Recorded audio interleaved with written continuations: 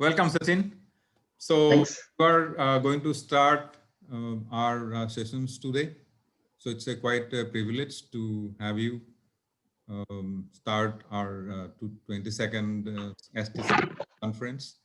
So let me introduce you formally to all, although all of you, all the attendees knows Sachin very well. So Sachin is going to, his session is titled Documentation Strategy, the Missing Link. Something about the session itself. The missing link is the most, in most documentation strategies is often embedded in the grassroots execution. In this session, Sachin is going to evaluate everyday tasks to identify the scope, impact, and best practices. And I'm sure all of you will be able to take home a lots of learning from him and also have a lot of fun during this session. So Sachin Shenoy is an information engineering leader, mentor, user assistant specialist, and a documentation strategist. He has been attending STC sessions since 2002. His sessions in STC India conferences run to packed audiences as he leaves you awestruck with his fresh and unique perspectives on everyday topics like he is going to do today. Sachin has been a user assistance professional for 24 years now. He has worked with companies like ABNI, Ushacom, ProactiveNet, ConnexNet, Oracle, EMC, IBM, BMC, HP, Microfocus, and HPE. Currently, he is leading the DocOps team at Microfocus. He is a risk taker who loves to challenge the status quo and learn from earlier mistakes. He has been attending STC sessions since 2002. He loves content modeling, comprehending user analytics, automation, and experimenting. And not many of you may be knowing, he also teaches dance and he trains fitness trainers. So when he's not working and also not busy preparing sessions at the STC, you know where to find him. All right, Sachin, so all over to you. Please take us through. Thanks, Rajiv. So, hi everyone. Welcome to the first virtual conference of STC India. Thanks to Rajiv and the entire STC team for this opportunity to connect with all of you. But I have to say that I miss having all of you in front of me in person, right? So that entire room filled with energy is something that I'm definitely missing. So hopefully I will try different strategies and make sure I'm able to cope with it better. But if you can kind of raise the hands or keep interacting with me in whatever ways permitted here, I think that'll really help me run through this really dry topic, okay? So usually anything management, fundas, strategy are quite dry to start with, but I think there is a lot that we can learn here, right? So I'm going to talk about document strategy, the missing link. In some cases, the documentation strategy itself might be the missing link. But for a lot of companies today, they do have a documentation strategy.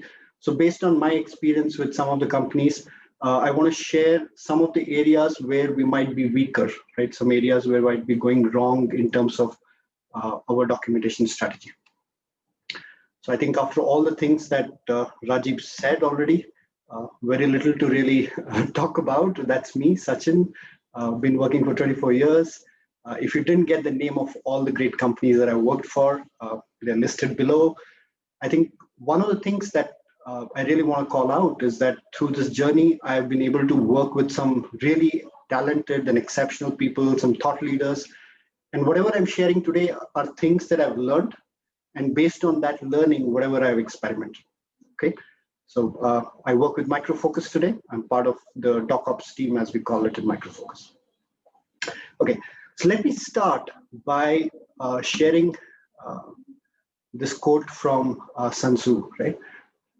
King of strategy. All he's saying is that strategy can be the key to your survival.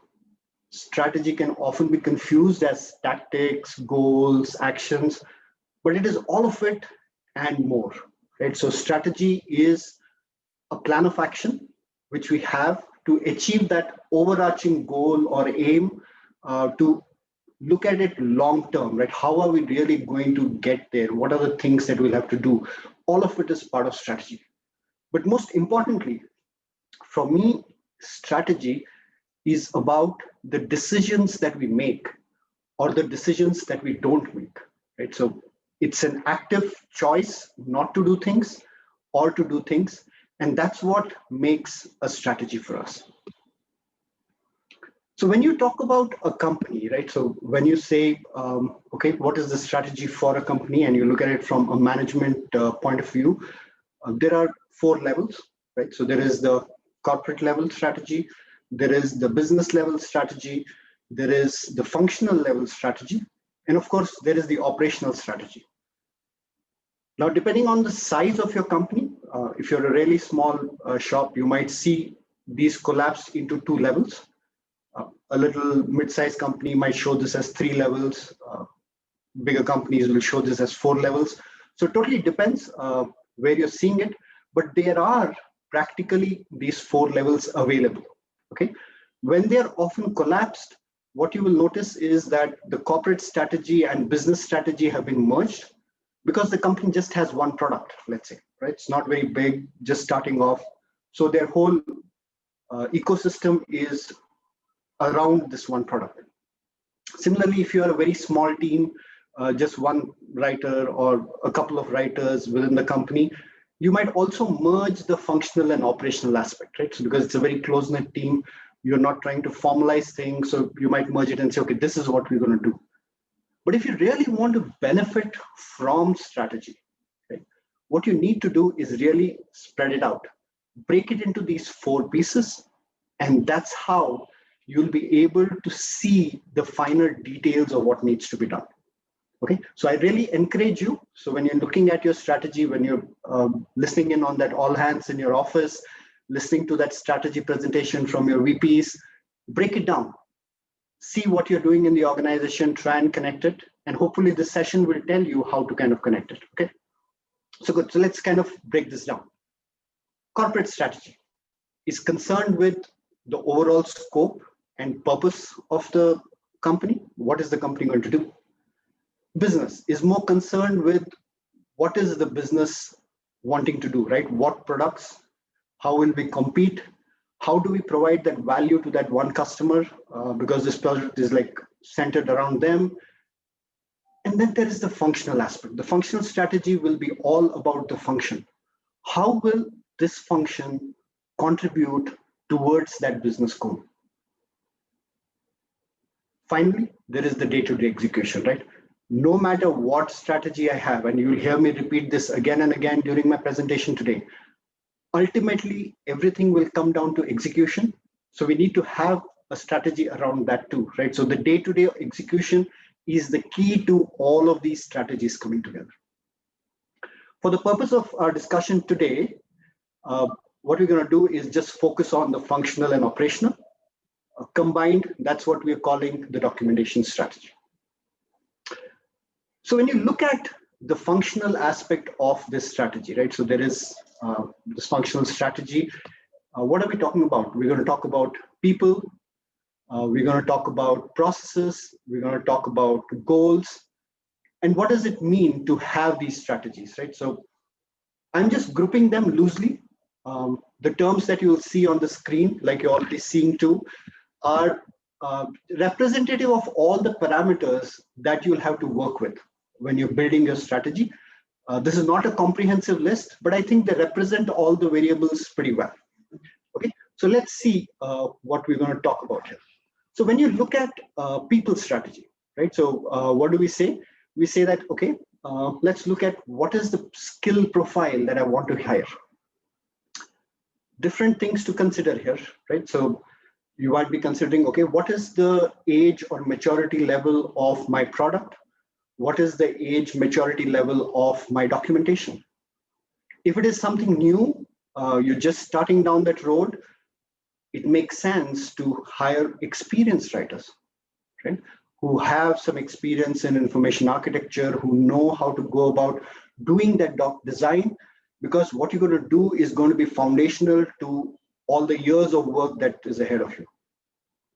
But if you have like a more mature product, more in maintenance case, what you could look at is hiring lesser experienced people, right? So they're just updating it, and that's what's going to happen there. Then look at the org structure, right? So most cases, what happens with the org structure depends on how the rest of the organization is organized, right? So you're looking at how many people will I have? Who will they report to? How will the team be organized? Will I have a doc lead? What all do you need in that doc structure? That's the other decision that you're making. In our case, we wanted to move into the agile development world, right? So the development teams were moving there. So we had one guiding principle. We said, we want co-location. And so all of our organizations are co-located with the developers, right? Except one or two small exceptions for other considerations, but that was our guiding principle. At some point, we felt that we had a very senior profile organization, right? Most of our organization were all seniors with a lot of experience. They wanted to be able to teach, handhold others, do other things with their careers. But because we had all seniors, there was very limited scope for it. So at some point, what we did was we stopped hiring laterally, right? So we didn't hire anybody experienced. And we said, we are going to just focus on hiring people from the campus. They will work with us for a year. We will train them. And then based on how they perform during that year, we will absorb them. Now, what that did was it opened up so many options for us. The experienced ones could train them. Our profile was now more, balanced and not really top heavy. And so those are the choices that you'll have to make in your organizational structure.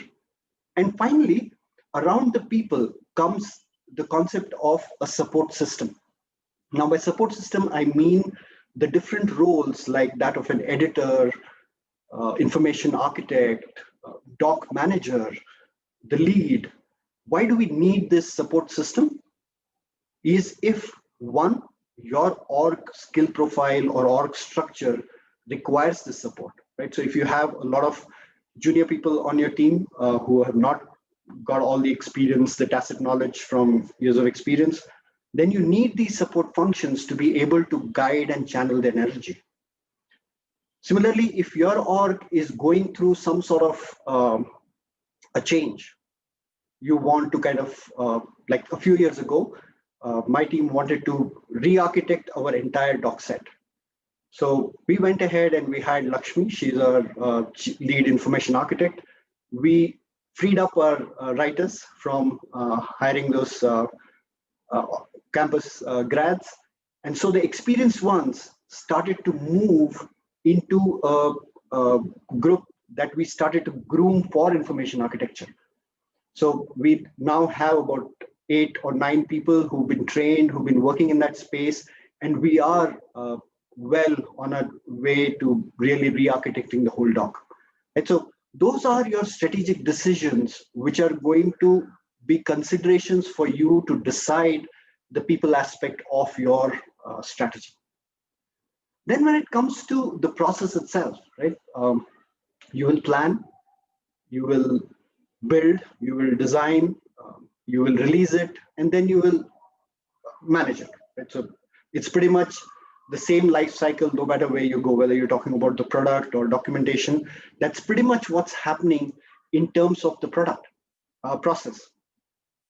But there are aspects to the process which need a lot of consideration, right? Like, for example, localization.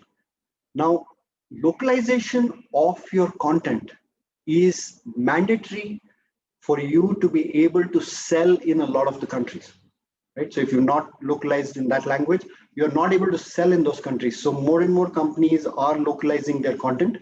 And so it's no surprise that it's part of your process, right? So it exists as a process. But recently what happened was we were looking to get more developers to write the doc for us. And we said, okay, so instead of using the tools that we use, we're going to move from HTML to markup, right? So wiki markup, considered to be more developer friendly, and they will lap it up and they're going to contribute more. But what happened is when we moved from HTML to markup as our source, the localization pipeline broke. The localization team could not proceed.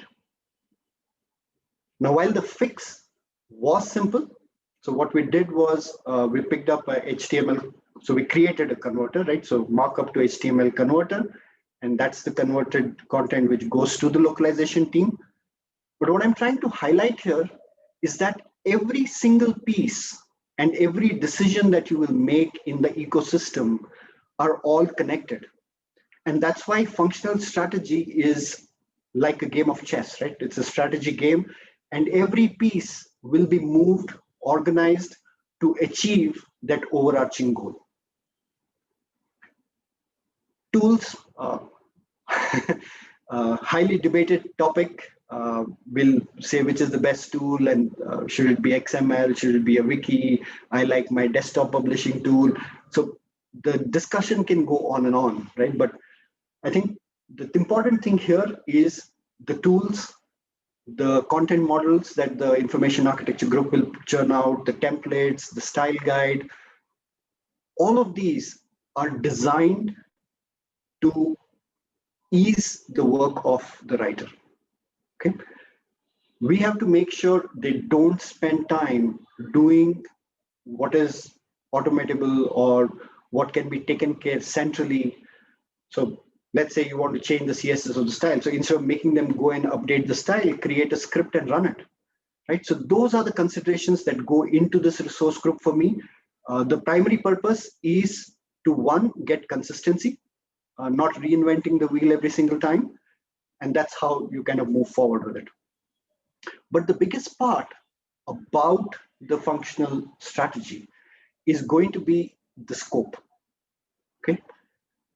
Objectives will kind of align with the goals. The functional goals will usually align with whatever is the business goal. But in that goal, knowing the scope of what we are going to do is going to be key to being successful. For example, you have to decide, do I want to start from the design phase? Do I want to sit with the PMs and the architects and the POs and really design those personas? Write down, what do we want to make an assumption about? What are going to be the use cases? Look at the UX, look at the UI, do the UX writing there, right? And then probably move into designing the information architecture for that entire product and the documentation, and then create design for the documentation itself, and then go and write. Or do I want to just write everything, look at the screen, click here, click there? So how we are going to really approach it? What is going to be the scope of our work? What will the writer do? What will be the developers work? What will the PM do?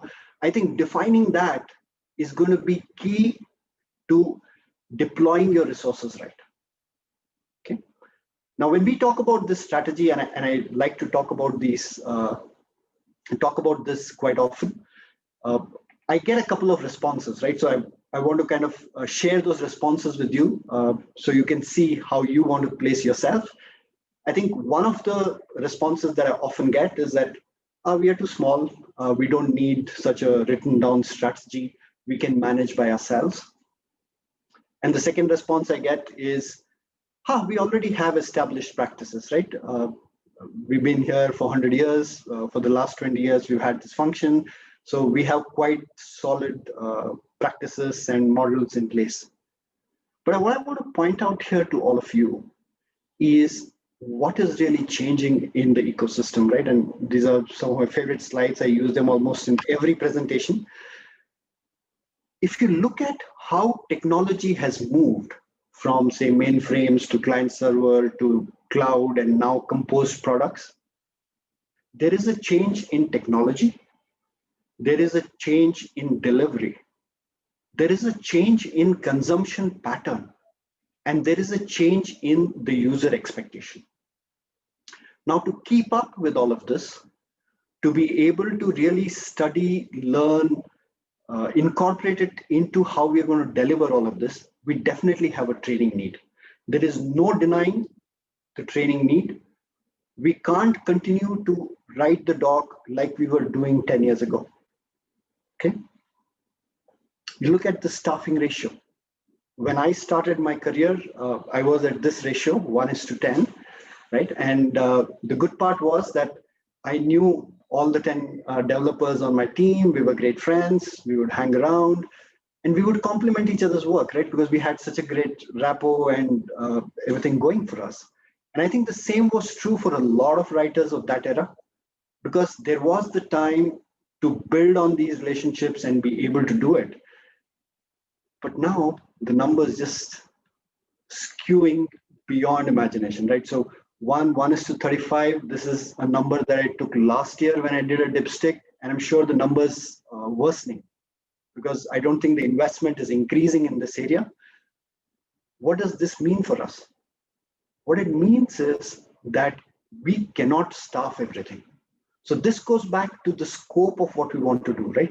So in addition to what are the areas that we want to operate in, I think it becomes essential for us to also think what are the deliverables that we want to work on. So will we do videos? We won't do videos. Will we do UX writing? We won't do UX writing. Will we have online help, or we won't have online help? Should we drop some products altogether? Right? Those are the conversations that need to happen. Okay. Look at the cadence. 2 years, right? So big plans and waterfall, all of that, down to now 1 month for a lot of products, right? So 2 months is what I wrote 1 year ago. And since then, even in that conference where I just presented this, I think everybody's telling me how they're moving to monthly releases. There is no way that our old processes from the waterfall days, there is no way the tools that we created to operate in that waterfall world is going to help us meet this kind of agility. We will need to look at simpler, flexible systems that includes processes and tools. Finally, look at the scope of what we're doing, right? So we edit graphics, we added UI reviews, we added videos, we said we'll also blog, and we said we'll also discuss in communities, lead discussion about the product. Look at what is happening to our profile, okay? What is happening in terms of the skill demand? What this means is that we need to look at a different skill profile. You can't just write like we did earlier, right? So now we have to be able to do all of these things. We have to become more aware of social media. We have to become more aware of the rich media. And that's how we're going to be able to cater to all the demands that are there from this profession now. So hopefully, when you look at all of this, right, you can clearly see that any single change will require you to revisit your strategy. So even if you are a company who has a great strategy working for you, if you see something that is changing in this ecosystem, or if you had the strategy around for, let's say, 2 years, there is a need to refresh. Every 2 to 3 years, you need to refresh your strategy. You need to get new data points. You need to evaluate all the decisions that you made. So if strategy not being there was the missing link for you, hopefully this gives you enough data points to kind of take that on and have that strategy in place. But even for a lot of us, when we create our documentation strategy, there are things that we miss out. So if you look at some of these things, right, and let me kind of generalize it a little. If you look at people aspect, the company or your boss is going to tell you, hey, Sachin, you can have 10 writers on the team. So the number of writers is already decided. The projects will tell you how to kind of spread them across. Depending on how much timeline you have, you will decide, I want to have training, I don't want to have training for them, and so on and so forth. Okay? Look at the process, the documentation process, the development process, the marketing process, they all are interweaved, right? So together we are delivering on what the product needs. So whenever there is a change somewhere, all the other processes will get a lot of stimulus, right, to change. So processes do get taken care of like that. Resources, if you look at it, these are usually longer term decisions, right? So once you make these decisions, they don't really change so much for you. Probably the easier ones to make compared to some of the other decisions here. So most of the documentation strategies get the resources part right. So I think that's a great start for us. But in terms of goals, I think that's where we struggle. And I don't want to get into details of what, say, UX writing is or DevDoc is. I think Rajiv and team have already lined up a great set of presentations on these topics. So please go there if you want to learn more. But in terms of weaknesses on the functional strategy, there are two specific areas. Okay. The first one is career paths. Now, while I myself have been in this field for 24 years, I think there is more we can do in terms of career paths in our function. And that piece is probably missing in most functional strategies. And the second part is the scope. Right? And no points for guessing that. I think I've been saying that quite often, saying the scope has to be kind of limited. I think these two become the weaker links in your functional strategy. So let's kind of look at what I'm saying with career paths, right? When you join a company, you join as a writer. Somebody will add some prefix or suffix as you kind of spend more time in the organization, but you continue to do what you're doing, right? So you continue to create end user documentation. That's what's happening. You decide to get some project management expertise, you become a lead. You decide to get some people management expertise, you become a people manager or a doc manager. But if you say that I don't want to get into project management or people management, but I want to grow as an individual contributor, be able to influence more, be in a leadership role without the management part of it, usually the conversation will say, okay, go become a program manager, go become a product manager, go become a scrum master, get into UX engineering, which is all great, right? Please don't get me wrong. I think any company which is able to provide this flexibility to its employees that they can move across functions is already a great place to be. I think at least the organization is thinking, so this is great, awesome. But I like writing. I am creating my documentation because I like creating documents and I want to grow in that space. So what are my options? How do I continue to kind of grow? And if you think about it, right? So I think you can do this exercise for yourself. And other than saying we are more accurate or we are more efficient, try and differentiate the work done by somebody with, say, 5 years of experience in writing versus somebody with 15 years of experience in writing. What is it that they are doing different? What is strategic about their work? Are they doing the same work? Are you doing the same work? So if you are not able to kind of break it up and say, okay, this is the difference between that and this, we probably need to work in this area. Right? I'm not saying I have all the answers, but here are some thoughts on it, right? So I think just like all the other fields, we've been doing all of this for some time, right? So we've been reviewing the screen labels, we've been reviewing the error messages for the longest time. But UX writing is a specialization that is a step ahead of this. Right? We've been writing about APIs for the longest time, but developer documentation as a specialization is a step ahead. It is doing something one level higher. It is doing something more in depth. And those are the specializations that we need to tap into to kind of cater to this career aspiration of our writers, right? Look at tool specialization, right? So long time ago, we had only desktop tools, and all of us were experts. We would just share information about what needs to be done. But today, with more and more CMS coming into the play, with a lot of the infrastructure getting centralized, there is a whole dedicated team called the tools team, right? So they are into production and managing the whole tech stack. And a lot of writers are interested in doing that.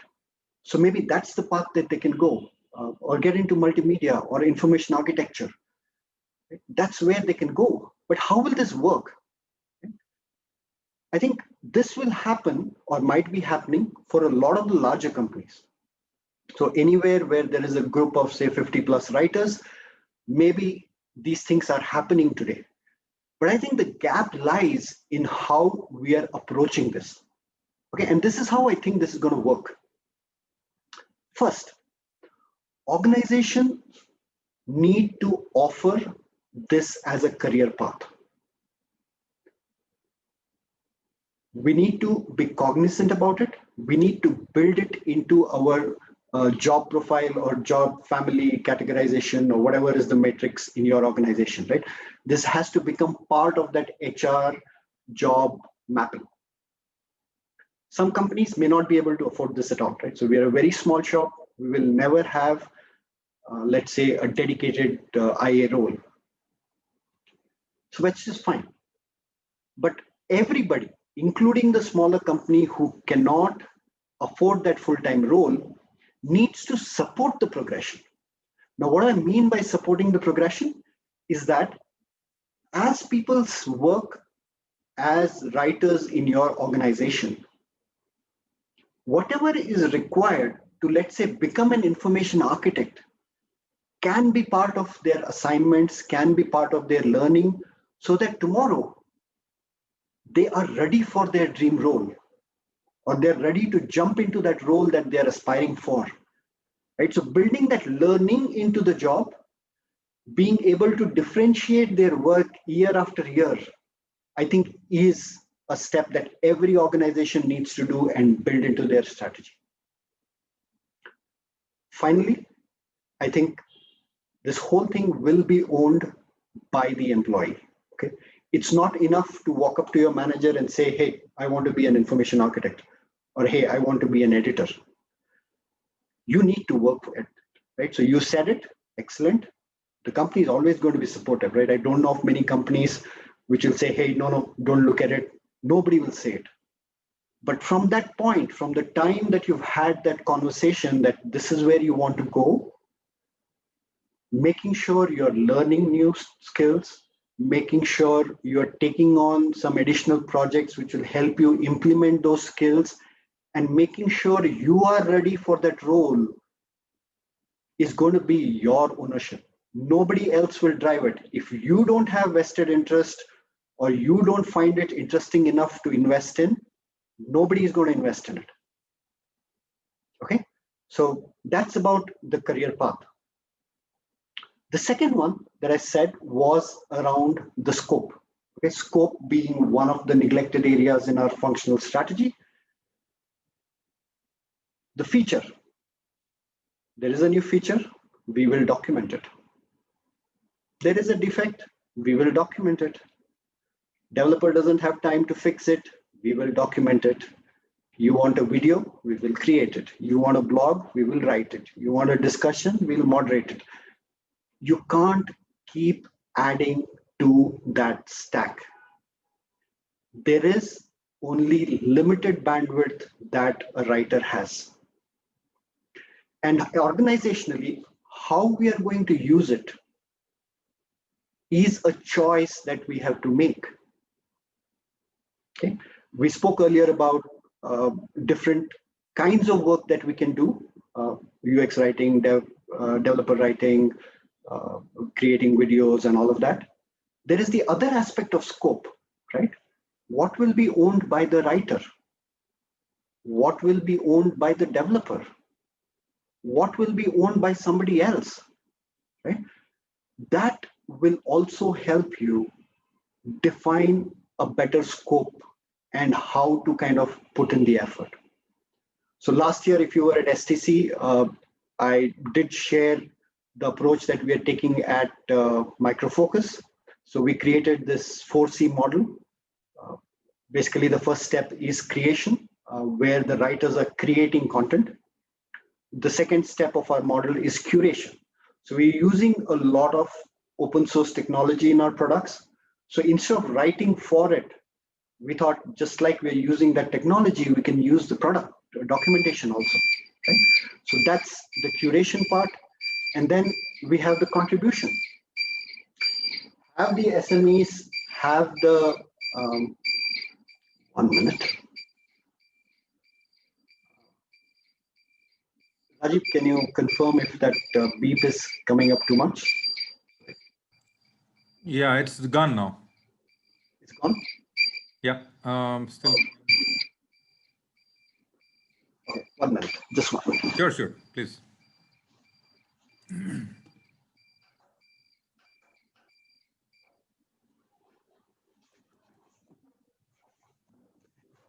Sorry about that.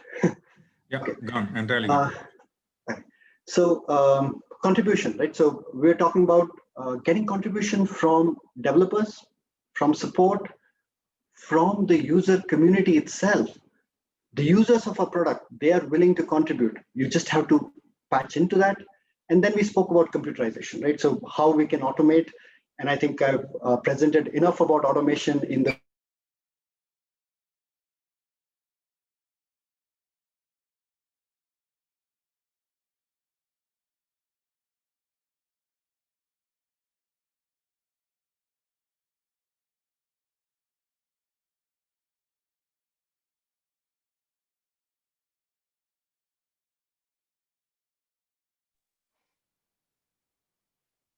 I think the video has just paused. Is it for everybody or? Yeah, Mukta, I can't Okay. hear or see. Yeah. Okay. There seem to be some technical difficulties on the speaker's end. Please bear with us. Okay. Sure.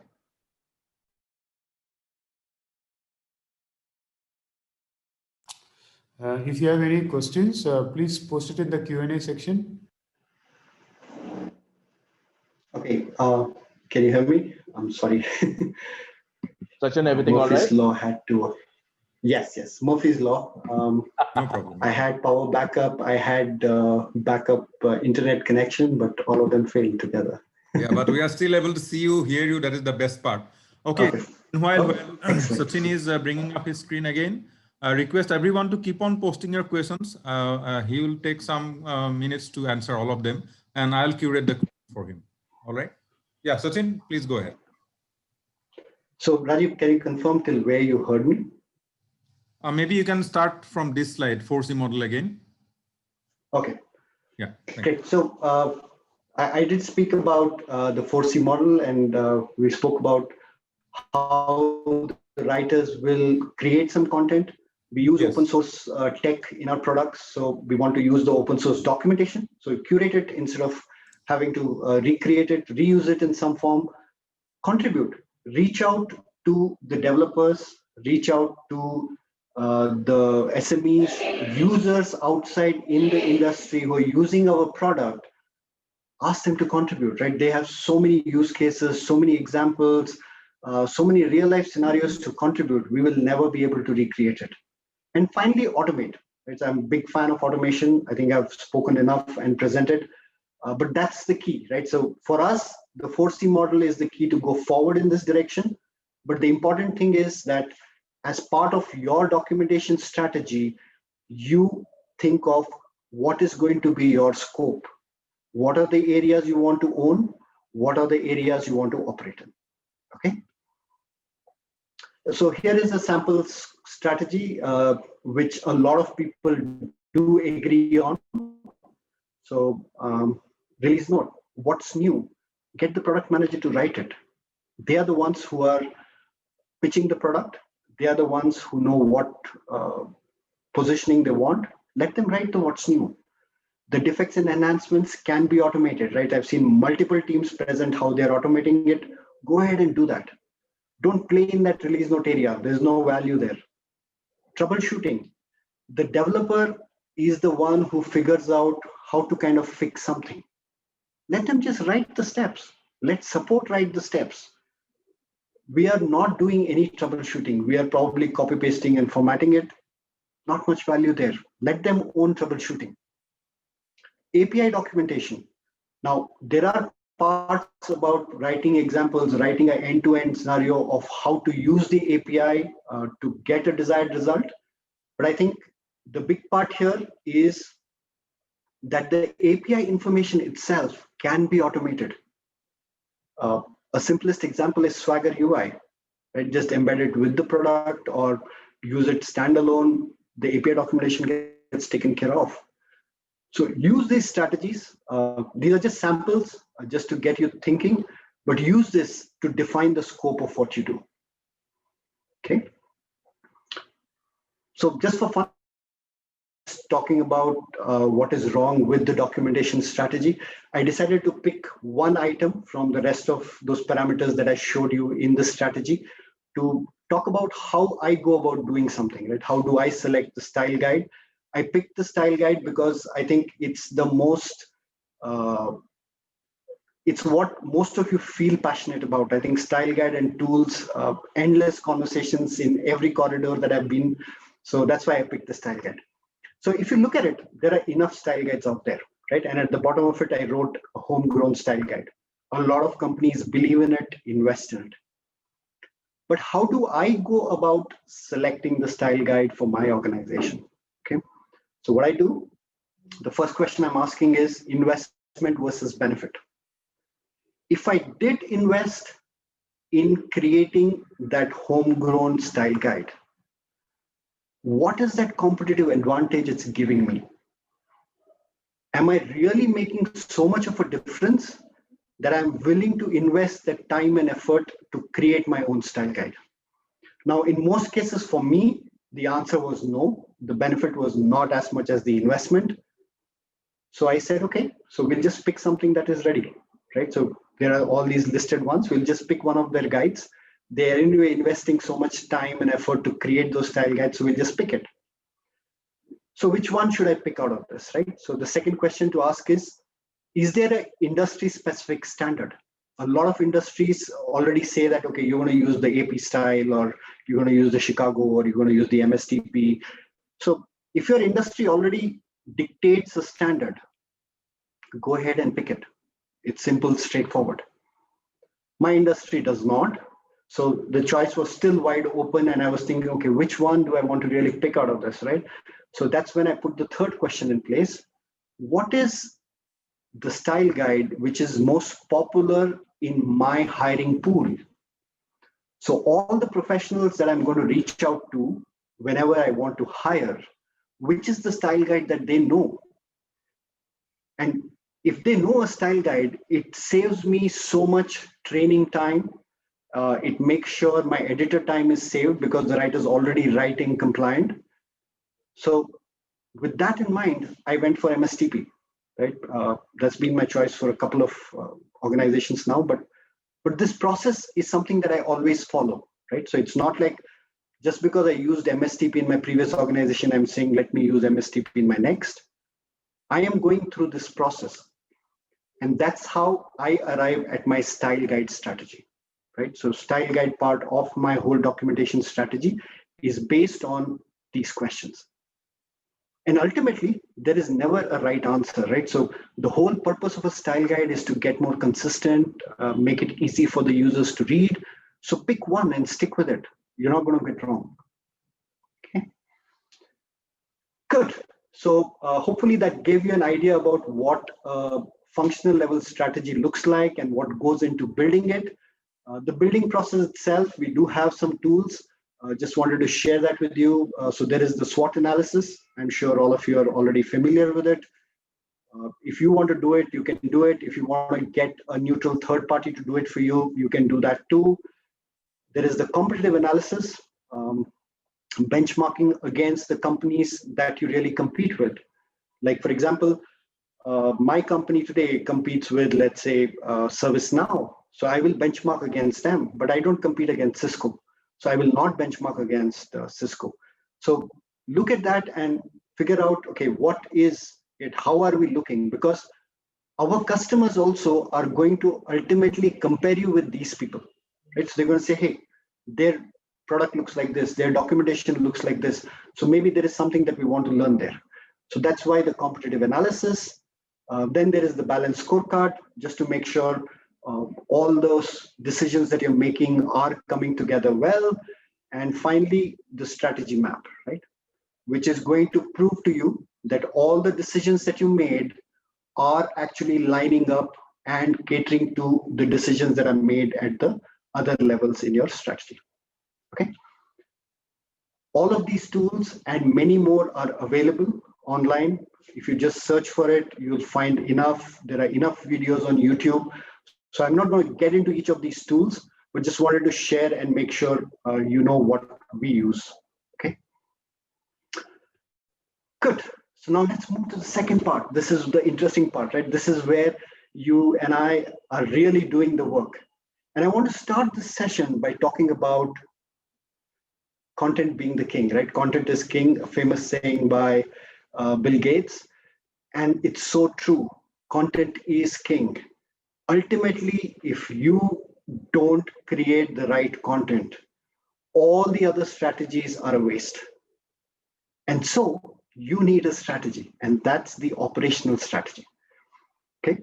And how will we deliver on this promise of the content, right? So content holds a lot of promise. It says it's going to make the user journey easy. It's going to help the user get time to value fast. How will they get there? And that's where we will get with this another quote from Michael Jordan. And the big part about it here, and the one that I want you to really focus on, is get the fundamentals right. All the practice, everything is to get the fundamentals right. Okay, and that needs to be your strategy in operations, right? So how will my operational execution add up? It's only going to add up when we do the fundamentals right. Now, I'm not going to teach you what those fundamentals are. I think all of you know enough, so that's not an area that I want to go into. But I did a few surveys. I looked at a lot of analytics data. I did a few interviews around to get data from people. And if you can see, right, I have just a few samples on the screen. There is no one answer for how your title should be. There is no one answer about how your navigation should be. There is no one answer about how your documentation needs to be organized. So the need for all of us is to find out what really works for my organization, my product, my user.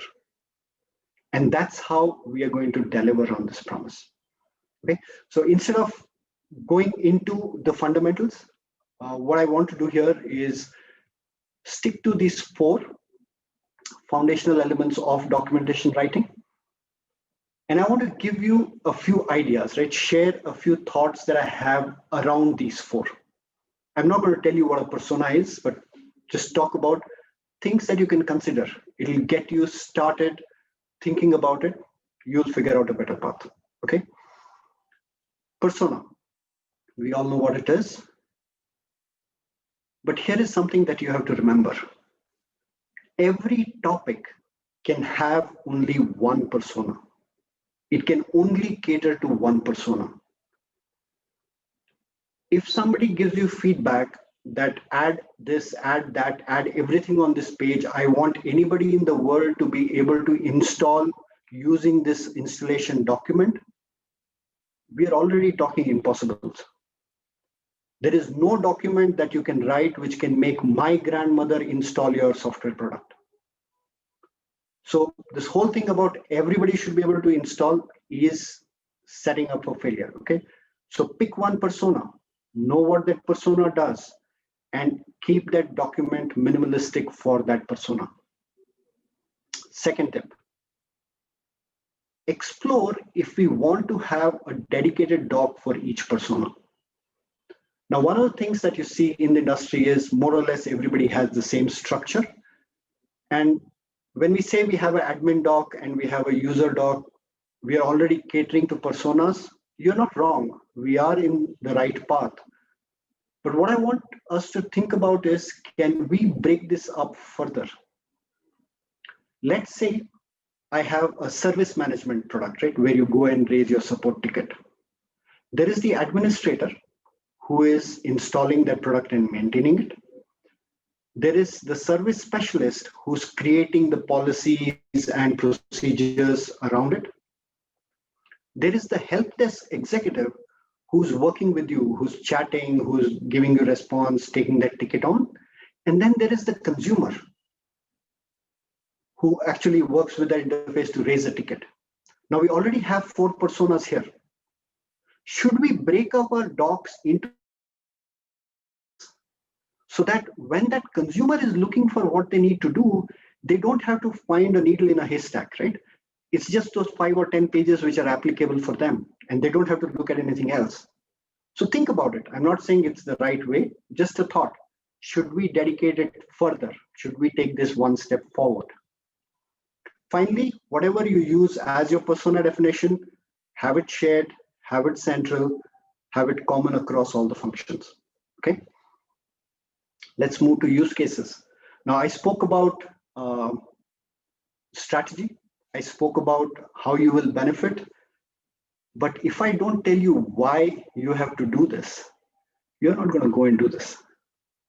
So the why is the most important thing in your documentation, in your use case. If your use case does not cover the why, that use case is not complete. Map your entire features. Okay, so I have a diagram here, not sure how clear it is, but what we have tried to do is map every single feature in that product. So each dot represents a product, and then connect them based on the possible journey. Saying, okay, this is how a customer will come to this feature, or this is how a customer will go somewhere. So do that. Map it, and then focus on just the happy path, just like your Google Maps does, right? What is the shortest, best way to get there? That's how you're going to build the use cases, okay? Let's move to the next one, the delivery format. Waqt is the short form used for this, but basically what we're saying is people learn different ways. There are people who like to see. They like videos, diagrams, maps. There are people who like to hear, auditory. There are people who like to listen, discuss. That's how they learn. There are people who like to read and write.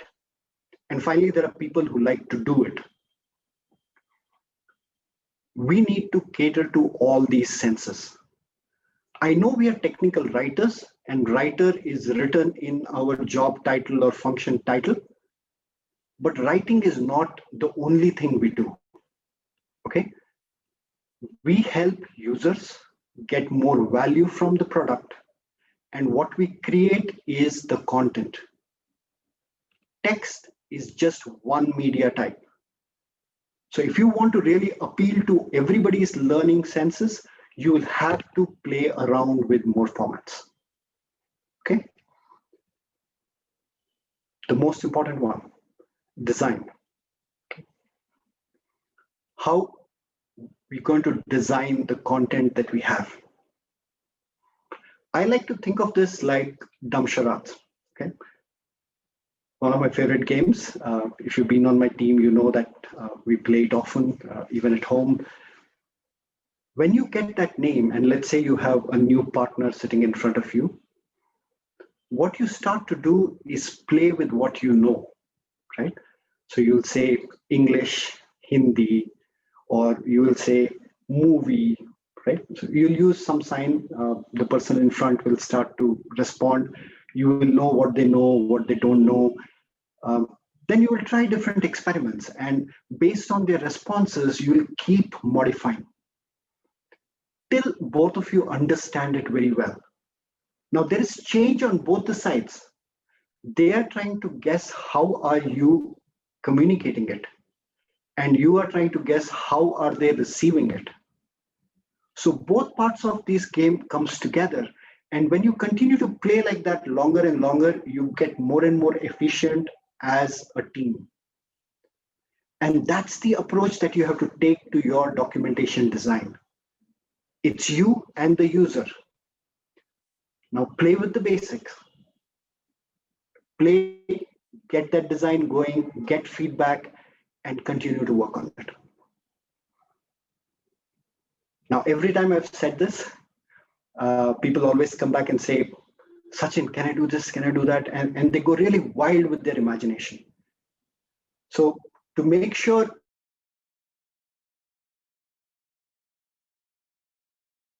here is a guiding principle that I'd like to leave you with. If I came to your house and I said, give me some drinking water,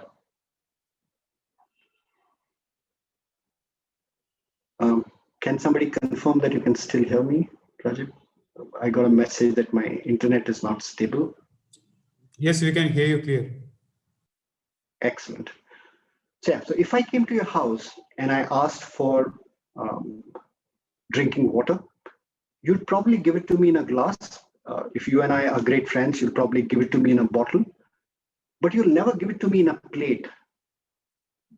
I'm saying water in the plate and not like a glass on top of the plate. You'll never give it to me in a plate.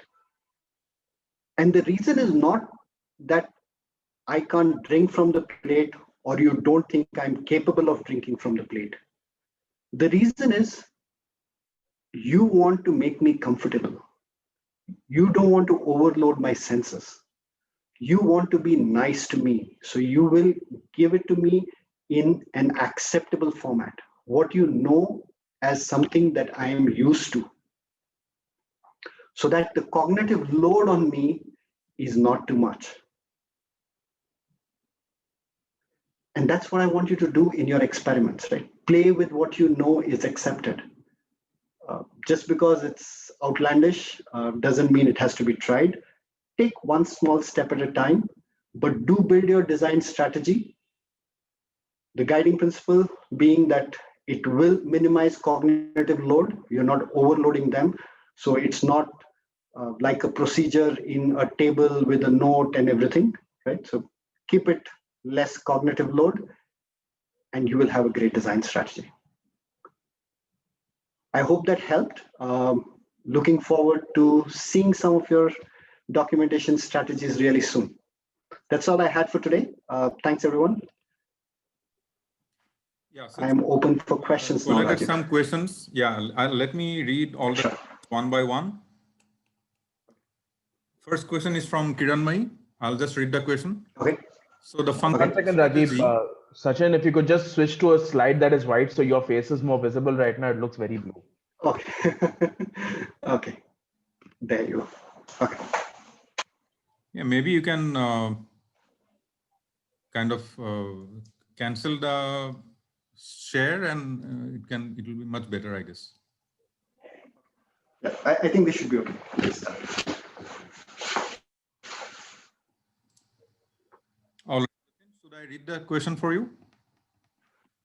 Sure, go ahead. Yeah. So this is a question from Kiranmai. Okay. The strategy is focusing on the technical communications team. Where does the stakeholder interaction strategy, either internal or external, fall under, or is it a dotted line across your functional strategy? So it's going to be your strategy. Great question, Kirmay. You always manage to almost bold me out. Okay. So I think there is no right answer. So I feel confident about answering it, right? How you are going to connect with other organizations, how you're going to communicate internally, externally, what is going to be your tone, what is going to be your mechanism, what's going to be your process, all part of the doc strategy, right? I would say it's part of the functional strategy. So if you have more than one communication functions in your organization, maybe one of them owns it. But definitely whatever choices they are making are weaved into the choices that you're making. So there will have to be some alignment. Most cross-functional disagreements at the strategy level is what results in conflicts that our writers experience when they are executing. So it's very important to get this alignment going. Okay, I hope I answered that. Okay, moving on to the next question. This is from Kumari. If the team is working on UX writing besides the technical writing deliverables, are we still calling ourselves the technical communication / writing team or content design? And what's the new balance? What is the new label? Okay, so great question again. I think there is no right answer, but the industry does keep oscillating between different terms. The one that I like the most is user assistance. User assistance specialists is what I like to call us. And I think that summarizes and captures every single specialization that comes our way. Whether you're doing UX writing or whether you're doing the usual writing, whether you're doing the developer writing, the goal is to help the user. So I think the best term to use is user assistance and not technical writing. Okay. But technical writing is more common, so it won't hurt to use it.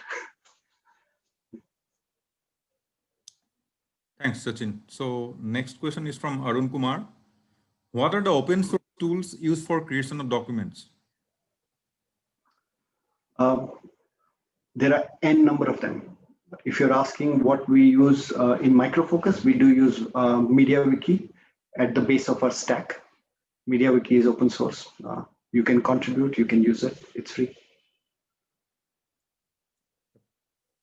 Next one is from Hemant Baliwala. When we ask stakeholders to write, a writer is often questioned, what is the idea of having a writer when we can write? Sure. Absolutely right. I don't think that question is coming from the right place. I think what you have to talk about is the question that came a little while ago, right? We are not just writers. And I think that's the pitch which is leading to this question or the pushback that we're getting from these organizations. We are user assistance specialists. We will figure out how to help the user achieve something. Writing is one of the tools. Even when you write hundreds of pages, let's say the developer writes every single page, if they are not optimized for the search engine, if they are not organized the right way, if they're not grouped properly, the user will never find it. So there is a lot more that we do in our profession than just writing. And I think when we get credibility and when we start to build that currency within the organization about all these things that we do, that's when this question will stop coming. Okay? Till then, this question will come and you can't say anything about it. I think you have to build your credibility by doing these other things in your organization. All right. Moving on to the next one. This is from Biswajit Mishra. Why choosing a career such as a UX designer while being a technical writer is a wrong choice. I like publishing documents. However, I feel learning UX designing would add my skill in this field. Your thoughts on this, please. So UX means user experience. Usability, user assistance, documentation, these are all in that space. Everything is around the user. So anything that helps you understand the user's behavior and making things more acceptable for the user is only going to add value to what you do. So don't shy away from learning or working with any of those aspects around UX, UI. I think they're all integral part of how we're going to wow the customer. All right. Moving to the next question from Tilu. The question is, if most of the information can be automated, What is the scope of writers in the near future? There is only so much we can really automate, right? Most of what we do today can be automated. But that doesn't mean there are things that we okay, let me get that sentence right. Let's say a writer can do 10 things, and that's the list, okay? There is nothing more that we can do as a function. Out of those 10, we have chosen to work on 5 today. Unfortunately, 4 of those 5 can be automated. But what we have to remember is that the list was of 10 and only 4 got automated. There is 6 that cannot be automated. And that's where there is more value to add, because nobody else can do it. It's only what we can do. And I think that's the journey or transition that we have to do. We have to move from those 5 where 4 can be automated to the 5 which can't be automated, which only we can do. All right, thanks. Moving to the next question. This is from Jyoti Nerkar. She has 2 questions. Who defines the doc strategy? Okay. That is question 1. Second is, what are your thoughts about applying doc strategy to big set of legacy documents? So doc strategy is built by the function, right? Hopefully led by the functional leader, who could be a doc manager with any prefix, suffix, along with other leaders of the organization, like we have an information architect, you might have editors, other leaders. The leadership of the function works on building the doc strategy. The strategic part, the functional strategy part of it. The operational strategy, of course, will be an overlap. We will work with a few senior writers to kind of get it. So that's how a strategy is built, on who is going to build it.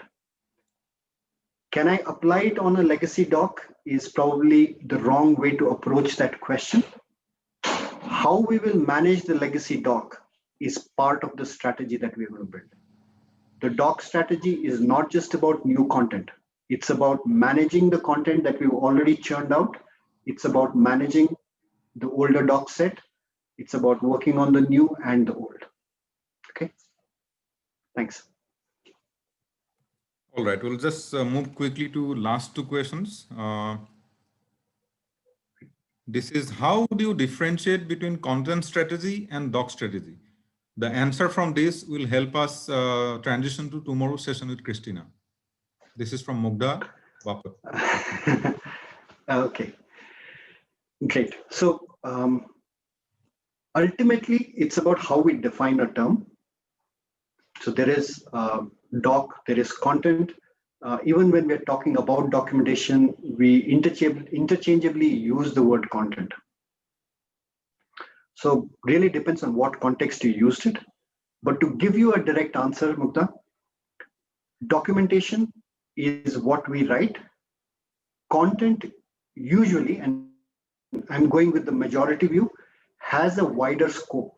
So content would include what goes on the corporate website, what goes in our marketing content, what will go out on our social media.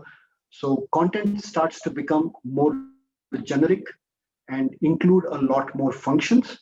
So for my ease of understanding, documentation is what we do. Content is everything that is written and sent out to customers in text, in videos, in social media posts, and all of that. All right, thanks. I have last 2 questions. This is from Rajana Dinesh.